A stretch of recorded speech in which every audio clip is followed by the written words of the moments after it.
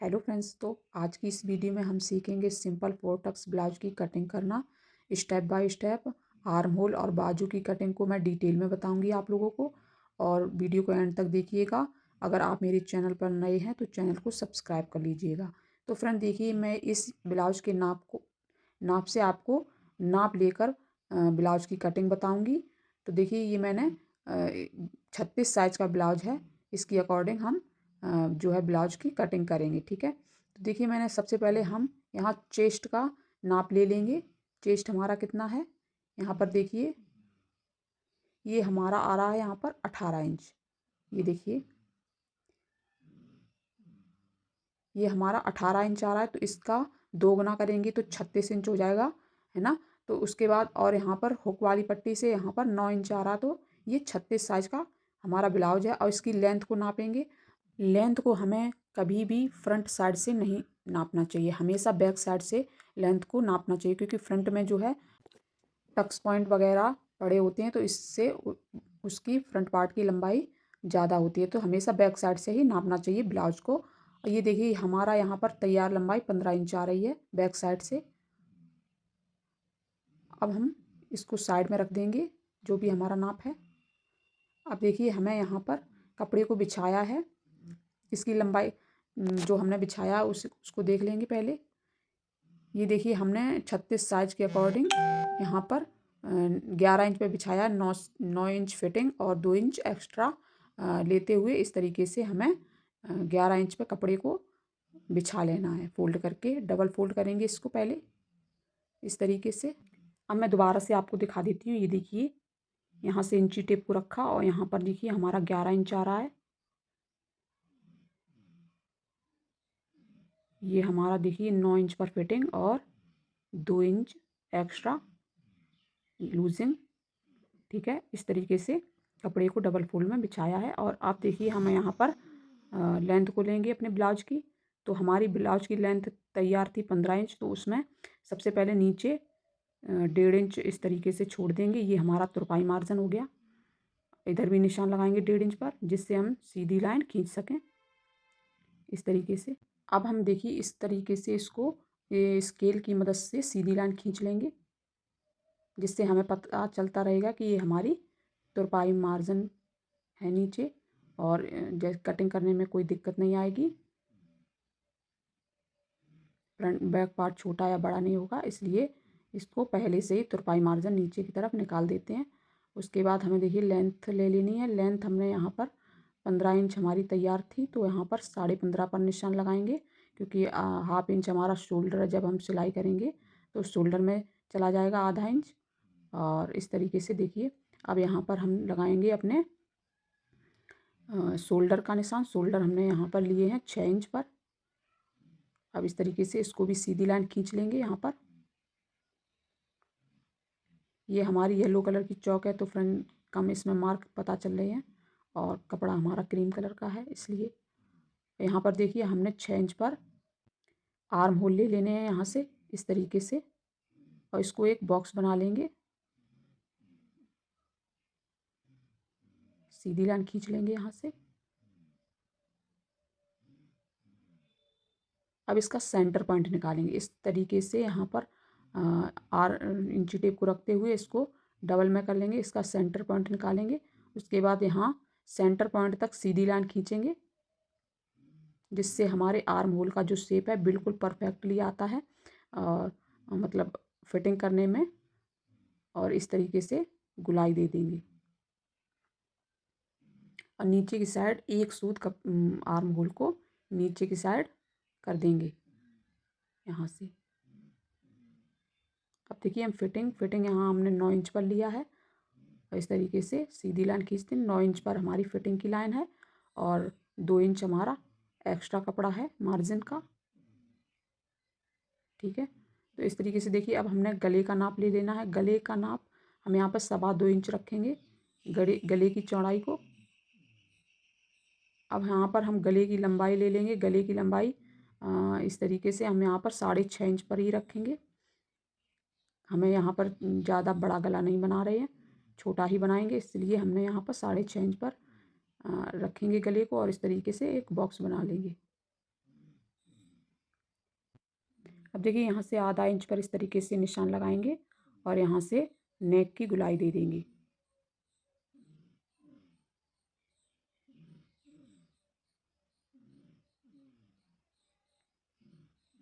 देखिए गुलाई हमने दे दी है नेक की इस तरीके से। अब हमें क्या करना है, अब हमें यहाँ पर अपने टक्स को डालेंगे। बैक साइड टक्स को डालने के लिए फिटिंग वाली लाइन से इस तरीके से इंची टेप को रखेंगे और इसका आधा कर लेंगे और इस तरीके से निशान लगा लेंगे। और इसकी टक्स की जो लंबाई हम रखेंगे वो हम रखेंगे यहाँ पर 6 इंच पर। इस तरीके से 6 इंच पर टक्स पॉइंट को डाल लिया है। और ये देखिए हमें आधा आधा इंच इधर उधर कपड़े को जब सिलेंगे तब हमें दाबने के लिए, कपड़े में सिलाई के लिए इस तरीके से मार्जिन चाहिए होता है। तो उस पर इस तरीके से आधा आधा इंच हमने इस तरीके से निशान लगाया और यहाँ पर टक्स पॉइंट को डाल देंगे इस तरीके से, जिससे हमें सिलने में बहुत आसानी हो जाती है। और यहाँ पर देखिए हमारा बैक पार्ट बिल्कुल कंप्लीट हो चुका है। अब इसकी करेंगे कटिंग। कटिंग करने के लिए सबसे पहले हम गले से स्टार्ट करेंगे कटिंग करना।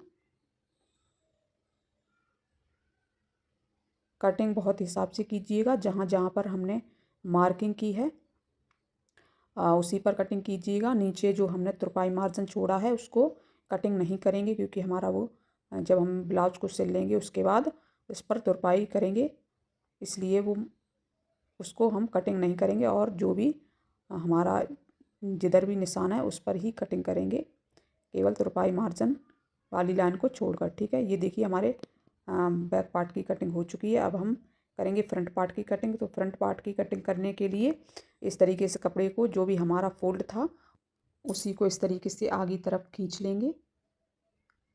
कपड़े को सेट कर लेंगे सही से। अब इस तरीके से बैक पार्ट को इसके ऊपर बिछा लेंगे। जिधर हमारा नेक है उसको खुली साइड रख के और इस तरीके से बैक बैक पार्ट को रख लेंगे और इस तरीके से चॉक से निशान लगाएंगे। हमें बिल्कुल बैक पार्ट के ही तरह फ्रंट पार्ट के भी निशान लगा लेंगे। जब हम फ्रंट पार्ट की बाद में कटिंग करेंगे तो उसके हिसाब से बाद में मार्किंग कर लेंगे। तो उसी तरह, और हमें नेक यहाँ पर फ्रंट का भी हम 6.5 इंच ही रखेंगे, क्योंकि 6 इंच ही नेक हमारा फ्रंट का होता है। तो यहाँ पर देखिए नीचे की साइड हमें 1 इंच या 1.25 इंच लगभग कपड़े को बढ़ाकर लेना होता है फ्रंट पार्ट में, क्योंकि जब हम बेल्ट लगाते हैं और टक्स पॉइंट डालते हैं फ्रंट पार्ट में तो हमारा जो है फ्रंट पार्ट बैक पार्ट से छोटा ना हो जाए, इसलिए हमें कपड़े को 1 इंच या 1.25 इंच बढ़ा कर लेना होता है। और यहाँ पर देखिए हमने यहाँ पर आधा इंच शोल्डर, फ्रंट पार्ट के शोल्डर डाउन कर दिए हैं। तो देखिए अब हमें अपने टक्स पॉइंट को डाल लेना है। टक्स पॉइंट के लिए हमने यहाँ पर 4 इंच पर नीचे वाला टक्स पॉइंट डाला है। और यहाँ पर देखिए यहाँ नेक और जो नीचे वाली लाइन है उसकी सेंटर पॉइंट निकालेंगे और इंची टेप को इस तरीके से डबल करेंगे और यहाँ पर एक और निशान लगा देंगे।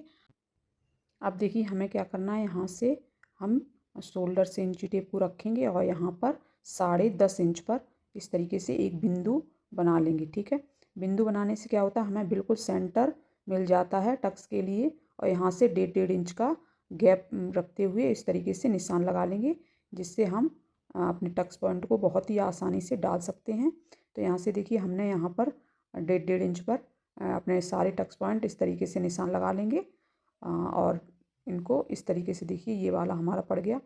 उसके बाद ये हम इस पर भी सारे 1.5 इंच के जो है निशान लगाए हैं और इस तरीके से स्केल की मदद से इसको टक्स पॉइंट की साइड जिधर हमारे डायरेक्शन है उस तरफ इस तरीके से चॉक से लाइन खींचते हुए और टक्स पॉइंट बना लेंगे। ठीक है, तो इससे क्या होता है फ्रेंड, इससे हमें ये पता चलता है कि हमें कितना कपड़ा सिलाई में अपने रखना है। तो इस तरीके से डबल मार्क करेंगे, जिससे हमें पता चलता रहे कि हमें कितना टक्स पॉइंट अपना सिलना है सिलाई में। ठीक है, तो इस तरीके से हमें डबल मार्किंग कर लेंगे इस तरीके से।